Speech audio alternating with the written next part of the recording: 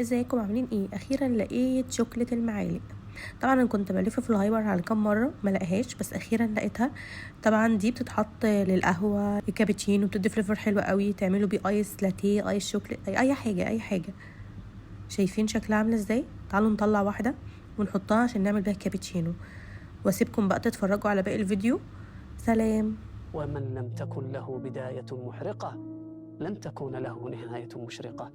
فابدأ بما تملك الآن، وجزء حلمك الكبير إلى أهداف صغيرة وأخرى قصيرة، وواصل حتى تصل إليه بإذن الله. واسأله الهداية والسداد في أمرك، وردد في داخلك: رب اشرح لي صدري ويسر لي أمري. لأن شرح الصدر يزيل العوائق الداخلية، وتيسير الأمر يزيح العقبات الخارجية.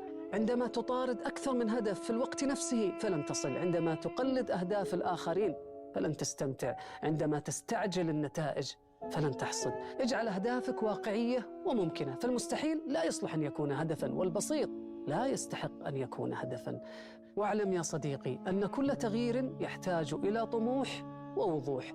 فالأول للهمة وقود، والثاني للغاية يقود. وأي تغيير ورقي وعلو في غير ما يريده الله هو انحطاط ونزول وسقوط. الناجحون يا صديقي يسارعون، يسابقون، يعملون، يقومون، يصومون، يصلون، وفي النهاية متكئين فيها على الأرائك.